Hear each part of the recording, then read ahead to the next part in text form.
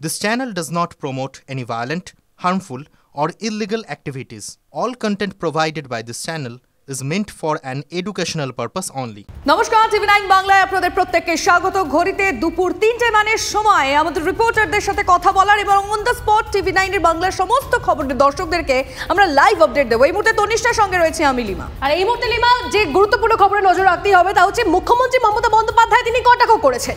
কুমারগঞ্জের সভায় নাম না করে শুভেন্দুকে তীব্র আক্রমণ মুখ্যমন্ত্রীর। কি বলেছেন তিনি আপনাদেরকে শোনাই প্রথমে। জিজ্ঞেস করুন হরিদাসা গদ্দার, তুমি কি ছিলে আর আজ কি হয়েছ? আঙুল ফুলে কলা গাছ হইয়া গেছো।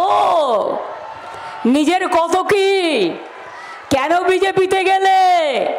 টাকা বাঁচাতে, নিজেকে বাঁচাতে, পরিবার বাঁচাতে। মনে রেখে দিও, বিজেপি কাল থাকবে না।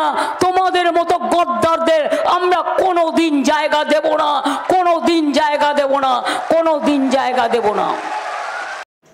শোনাচ্ছিলাম আপনাদেরকে মমতা বন্দ্যোপাধ্যায়ের বক্তব্য। গদ্দার বলছে বোমা ফাটাবে, আগে কালীপটকা ফাটাও, তোমাদের বিরুদ্ধে আমরা বোমা ফাটাবো, এই কটাক্ষ মমতার। এই মুহূর্তে আমরা যোগাযোগ করে নিয়েছি বিজেপি নেতা জগন্নাথ চট্টোপাধ্যায়ের সঙ্গে। জগন্নাথ বাবু, আপনাকে স্বাগত টিভি9 বাংলায়। এবং গদ্দার বলছে বোমা ফাটাবে, আগে কালীপটকা ফাটাও, তোমাদের বিরুদ্ধে আমরা বোমা ফাটাবো, এই কটাক্ষ করছেন মমতা বন্দ্যোপাধ্যায়। আপনার প্রতিক্রিয়া?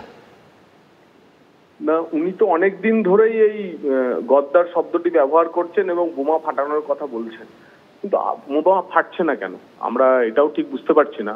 বোমা আমরাও বলছি যে আপনার কাছে যদি বোমা ফাটানোর মতো কোনো বিস্ফোরক থাকে তাহলে আপনি বোমা ফাটান, আপত্তি কেন? গণতন্ত্রে যে চাইবে সেই বোমা ফাটাতে পারে, কোনো অসুবিধা নেই। কিন্তু তার এই কথাতে যে প্রতিক্রিয়া যে হচ্ছে, মানে আমাদের শুভেন্দুবাবুর কথায় মমতা বন্দ্যোপাধ্যায়ের যে প্রতিক্রিয়া হচ্ছে, তাতে অন্তত একটা জিনিস বোঝা যাচ্ছে যে শুভেন্দু বাবুর কাছে বোমা ফাটানোর মতো নিশ্চয়ই কিছু আছে। দেখি, আমরা অপেক্ষা করি। সোমবারের পর বলেছেন ততদিন হচ্ছে যে বোমা তঙ্গটা থাক, আর বোমা বিস্ফোরণ হলে আমরা দেখতে পাবো কি ফাটলো। বেশ, অনেক ধন্যবাদ, অনেক ধন্যবাদ আমাদের সঙ্গে কথা বলার জন্য। কথা বলছিলাম বিজেপি নেতা জগন্নাথ। আগামী সপ্তাহ শুরু হতে চলেছে, আপনারা দেখবেন, আমি বলবো না বিস্তারিত।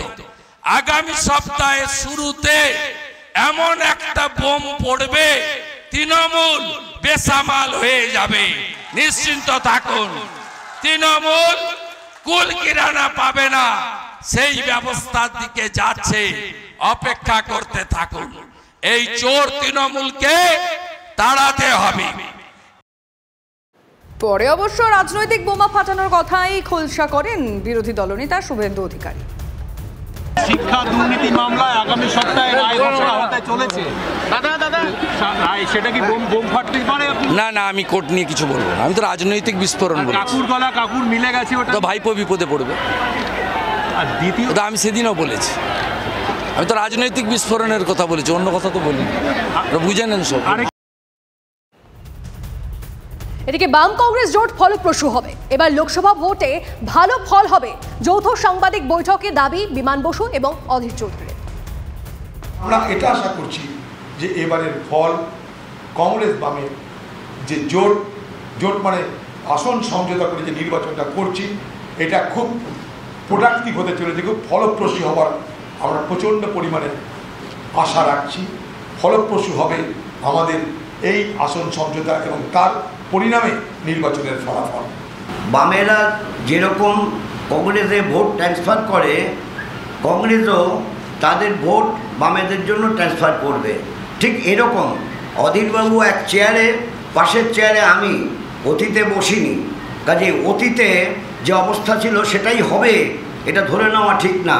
এবার নিশ্চয়ই এই বোঝাপড়াটা উন্নততর বোঝাপড়া হয়েছে। মানে আজকে আমরা বসে কথা বললাম অধীরবাবুর সঙ্গে, কিন্তু আমার তো সবসময় টেলিফোনে কথা হয়েছে আর চিঠি পাঠিয়ে কথা হয়েছে। আমি চিঠি পাঠিয়েছি, উনি চিঠি পাঠিয়েছেন। তা এইভাবে ঠিক অতীতে এইভাবে হয়নি। বিমান বসুর সঙ্গে যৌথ সাংবাদিক বৈঠকে একযোগে তৃণমূল বিজেপিকে নিশানা করলেন অধীর চৌধুরী। রাজ্যে বাম কংগ্রেস জোট ভালো করলে তাসের ঘরের মতো ভেঙে পড়বে তৃণমূল। আগামীতে সরকার বাঁচাতে তৃণমূল বিজেপিতে আঁতাত হতেই পারে, দাবি অধীর চৌধুরীর। এদিক ওদিক কথা বলে লাভ নেই দিদি। প্রথমে আপনি বলুন ইন্ডিয়া জোট ছেড়ে পালালেন কেন? নীতিশ কুমার পালিয়েছিল, তার কারণ নীতিশ কুমারের মুখ্যমন্ত্রীও দরকার ছিল, বিজেপির সঙ্গে আঘাত করল।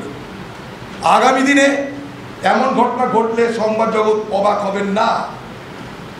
যখন কংগ্রেস এবং বামের এই আসন সমঝোতা নির্বাচনী জোট এ বাংলায় ভালো ফলাফল করতে পারলে তাসের ঘরের মতন গোটা তৃণমূল দল ভেঙে পড়বে, আপনি মিলিয়ে নেবেন আমার কথা। সেই দিন দিদিকে বাঁচার জন্য, দিদিকে মুখ্যমন্ত্রী থাকার জন্য তৃণমূলের যা কিছু অবশিষ্ট বিজেপির সঙ্গে আঘাত করে নীতিশ কুমারের মতন এ বাংলায় দিদির সঙ্গে বিজেপির জোট হয়ে না সরকার গঠিত হয়, অবাক হবেন না। রাজনীতিতে সব কিছু সম্ভব। টিএমসি আর বিজেপি আঘাত হয়ে এ বাংলায় যদি আগামী দিনে জোট সরকার হয়, অবাক হবেন না। খারাপ আবহাওয়ার কারণে দার্জিলিংয়ে অমিত শাহের সভা বাতিল। সকাল 10টা থেকে দুপুর 1টা পর্যন্ত হোটেলেই অপেক্ষা করেন। দুবার চেষ্টা করেও কুয়াশা মেঘে কপ্টার অবতরণ করা যায়নি। ফিরে গেলেন কেন্দ্রীয় স্বরাষ্ট্রমন্ত্রী। রাজু বিস্তার ফোনেই দার্জিলিংবাসীকে বার্তা শাহের। इस देश के लिए गोरखाओं ने जितना बलिदान दिया है शायद ही किसी और ने दिया होगा। और मैं ये बात अपने गोरखा परिवारों से कहना चाहता हूं कि आपके न्याय की लड़ाई में हम आपके साथ हैं। हमें सुनिश्चित करेंगे कि आपको न्याय मिले। भारत का संविधान ही आपको न्याय देगा। हम क्षेत्र के सारी समस्याओं के समाधान के लिए कटिबद्ध है और 11 छूटी हुई गोरखा उप जनजातियों को ट्राइबल में समाविष्ट करने की आपकी जो मांग है वो भी अभी कंसिडरेशन में है। इस पर विचार चल रहा है। मोदी जी ने दार्जिलिंग के टूरिज्म के लिए ढेर सारी योजनाएं बनाई हैं। पहाड़ के विकास के लिए और चाय बागान के श्रमिकों के लिए भी हमने ढेर सारी योजनाएं बनाई। हम श्रम कानून भी लेकर आए, मगर तृणमूल कांग्रेस उसको जमीन पर नहीं उतरने दे रही।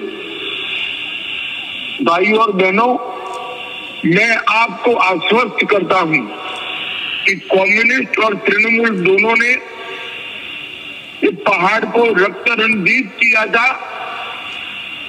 आप हमारे साथ रहिए।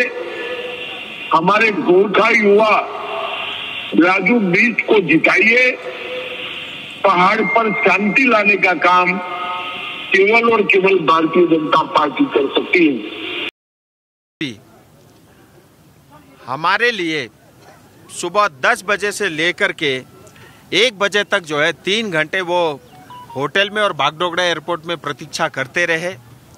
और इतना भी नहीं, क्योंकि मैं स्वयं पायलट कैप्टन के साथ लगातार टच में था और कैप्टन से बात हुई और कैप्टन ने कहा कि बादल बहुत घने हैं, उतरना असंभव है।